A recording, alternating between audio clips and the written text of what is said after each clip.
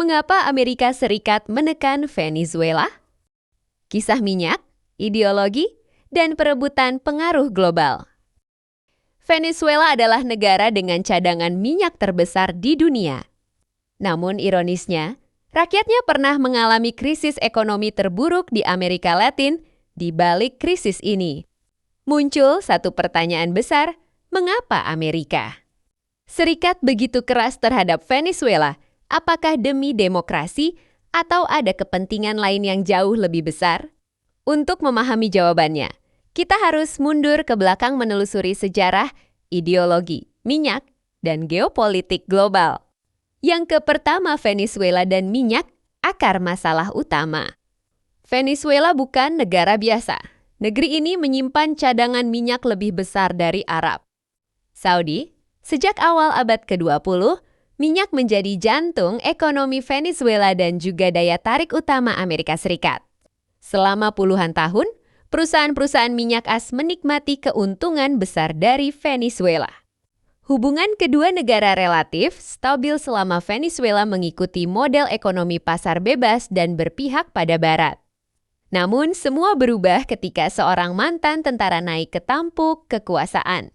Kedua, Hugo Chávez dan Revolusi Sosialis. Tahun 1999, Hugo Chávez terpilih sebagai presiden. Ia membawa ideologi sosialisme abad ke-21, nasionalisasi industri, pembatasan perusahaan asing, dan penggunaan uang minyak untuk program sosial.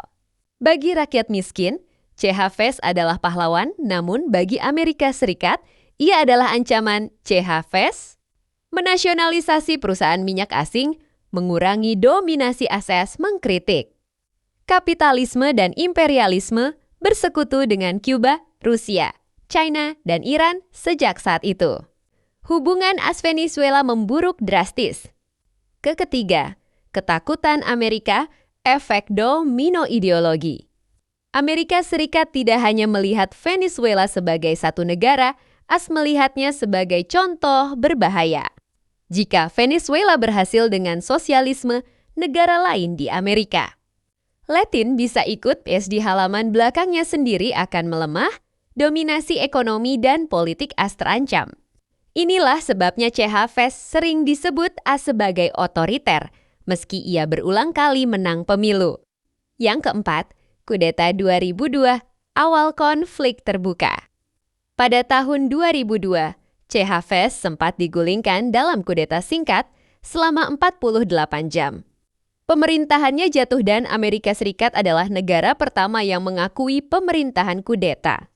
Namun rakyat dan militer loyalis mengembalikan Chávez ke istana. Peristiwa ini meninggalkan luka mendalam sejak saat itu. Venezuela yakin Amerika Serikat tidak hanya menekan, tapi ingin menjatuhkan pemerintahnya. Kelima, era nikel, Maduro dan krisis besar. Setelah Chávez wafat tahun 2013, nikel, Maduro melanjutkan kekuasaan, namun ia menghadapi harga minyak jatuh, salah urus ekonomi, inflasi ekstrem, kelangkaan pangan dan obat. Amerika Serikat kemudian meningkatkan sanksi ekonomi besar-besaran, membekukan aset, melarang ekspor minyak Venezuela, menekan sistem keuangan AS. Menyatakan sanksi bertujuan memulihkan demokrasi, namun Venezuela dan banyak pengamat menilai sanksi justru memperparah penderitaan rakyat. Keenam, Juan Guaid dan perang politik. Tahun 2019, Amerika Serikat mengakui Juan Guaid sebagai presiden Venezuela meski Maduro masih berkuasa dan mengendalikan negara. Ini langkah ekstrem, AS secara terbuka mendukung oposisi Big-Dana Venezuela di luar negeri, mengalihkan aset ke kubu lawan Maduro bagi Caracas. Ini adalah intervensi langsung terhadap kedaulatan negara. 7. Minyak, China, dan Rusia. Alasan lain yang sangat penting, Venezuela mendekat ke musuh geopolitik Amerika, Venezuela. Menjual minyak ke China, mendapat bantuan militer Rusia, membuka akses ekonomi bagi Iran, bagi AS. Ini berbahaya. Negara kaya minyak di dekat wilayahnya dikuasai pengaruh rival global. Yang kedelapan, apakah Amerika pernah menyerang secara militer?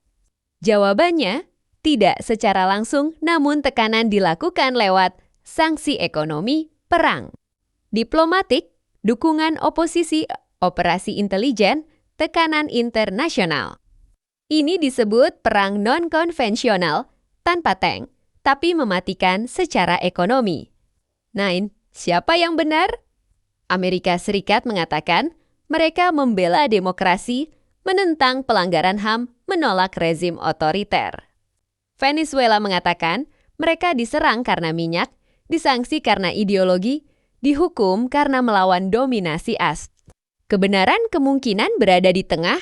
Pemerintah Venezuela memang punya kesalahan besar, namun tekanan AS juga memperparah krisis. Kisah Amerika Serikat dan Venezuela bukan sekadar konflik dua negara. Ini adalah cerita lama tentang kekuasaan, sumber daya, dan pengaruh global. Venezuela menjadi simbol perlawanan terhadap dominasi, risiko melawan kekuatan besar, harga mahal dari konflik geopolitik, dan hingga hari ini. Pertanyaannya masih sama, apakah tekanan Amerika benar untuk rakyat Venezuela atau demi kepentingannya sendiri?